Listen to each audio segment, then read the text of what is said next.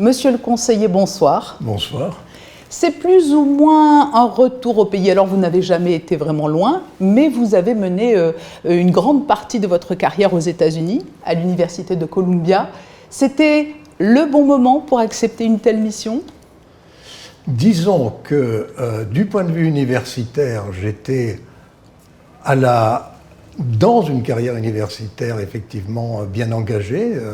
Je ne suis plus tout à fait un jeune homme, mais surtout le souverain m'a demandé de venir exercer des fonctions. Et disons que malgré ma carrière en France, aux États-Unis, ailleurs, je suis monégasque et je suis très heureux d'avoir l'occasion de servir mon pays.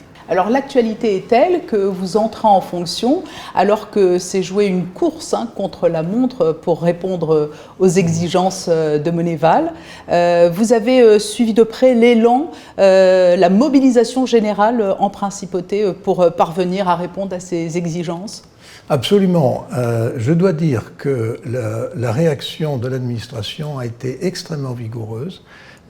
Il est vrai qu'un retard avait été pris, mais les mesures qui ont été engagées au cours de la dernière année ou des derniers 2 ans sont tout à fait spectaculaires. Et donc je suis persuadé que nous sommes sur la bonne voie et que nous avons fait sur cette voie des avancées qui sont vraiment, vraiment importantes. Mais aujourd'hui, pour parler très concrètement, qu'est-ce qui est redouté ? C'est éventuellement un placement dans la liste grise du GAFI et quelles pourraient en être les répercussions ? Alors, il faut bien comprendre ce qu'est la liste grise du GAFI. Techniquement, ce n'est pas du tout une sanction, c'est quelque chose comme une surveillance renforcée. Nous étions déjà dans un statut de surveillance spéciale. La liste grise suppose un renforcement encore plus aigu de cette surveillance. En pratique, s'il devait y avoir mise sur liste grise, et j'espère que ça pourra être évité, mais si cela devait se passer, cela signifierait que le GAFI nous indiquerait un certain nombre de points sur lesquels il considère qu'il y a encore quelques progrès à faire, tout en reconnaissant, ça je l'espère et j'y crois vraiment, la qualité et l'importance des travaux qui ont été faits jusqu'à présent et des progrès qui ont été faits dans cette direction. Et à ce moment-là, on aurait un délai, disons, d'1 an, 1 an et demi, pour achever le trajet et ressortir de cette liste grise. Oui, donc l'objectif, ce serait effectivement sortir le plus rapidement possible de cette liste. Mais c'est vrai que ce qui est encourageant, c'est qu'il y a une task force qui s'est mise en place. Alors l'objectif serait de ne pas y entrer si possible, sinon d'en sortir le plus vite. Il y a une task force, et je dois dire que la task force est d'excellente qualité. Il y a, ce qui me frappe vraiment, j'ai pris mes premiers contacts avec cette administration et avec l'ensemble de l'administration monégasque, il y a une vraie unité. Nous sommes tous convaincus de l'importance de l'enjeu et nous sommes tous prêts à nous engager sans réserve dans cette direction, avec une excellente coordination. Et d'ailleurs, la réunion du GAFI qui va avoir lieu à Istanbul, la réunion qui va, dans une large mesure, décider du résultat, c'est une réunion à laquelle participeront l'ensemble des services impliqués. Et nous avons mis en place toute une procédure de coordination pour nous préparer à cette réunion et pour nous assurer que nous sommes au mieux sur chacun des points envisagés. Alors voilà pour l'actualité immédiate, mais au-delà de ce point majeur, quelle est la nature de la feuille de route que vous a confiée le souverain ? Le souverain est conscient que Monaco se situe quelque part à un moment stratégique.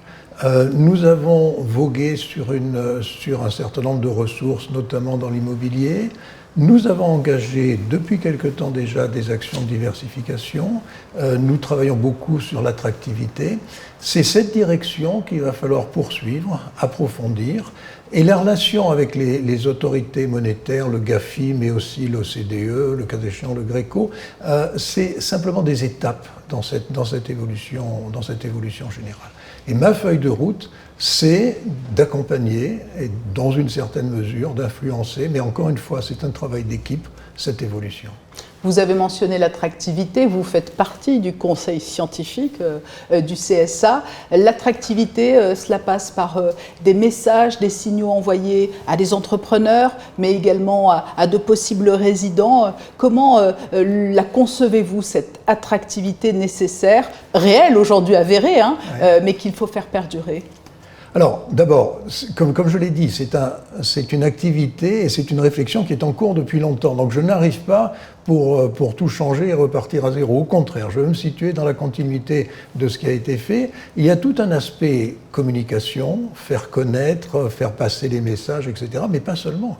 Il faut réfléchir, y compris dans le détail de certaines mesures législatives, de certains accompagnements, y compris par la direction des finances. Il faut réfléchir à tout ce qui peut rendre Monaco attractif. Je dirais tout ce qui peut faire que des gens, des innovateurs, des créateurs, des gens qui ont quelque chose à apporter à la collectivité puissent se sentir bien, se sentir chez eux à Monaco. Et je pense que c'est ça l'objectif qu'on doit viser. On connaît la résilience de l'économie monégasque, on connaît aussi sa très belle santé, que beaucoup de pays nous envieraient.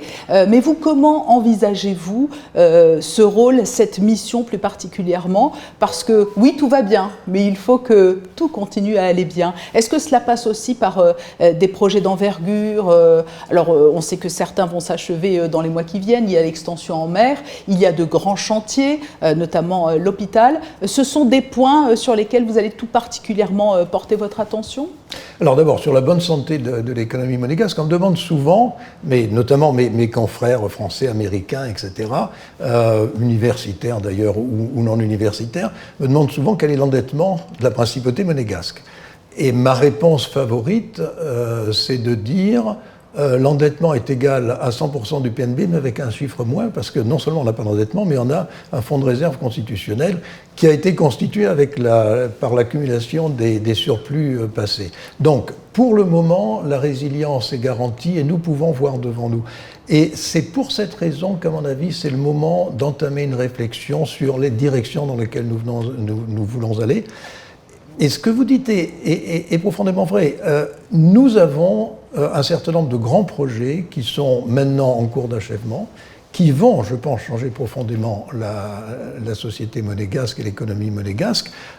Mais quelque part, il faut regarder au-delà, il faut se demander dans quelle direction nous allons aller. Alors, on travaille sur tout un tas de dossiers. Vous pouvez voir sur ma table, là-bas, il y a des tas de cahiers empilés. Et ça doit être un travail sérieux, ça doit être un travail systématique.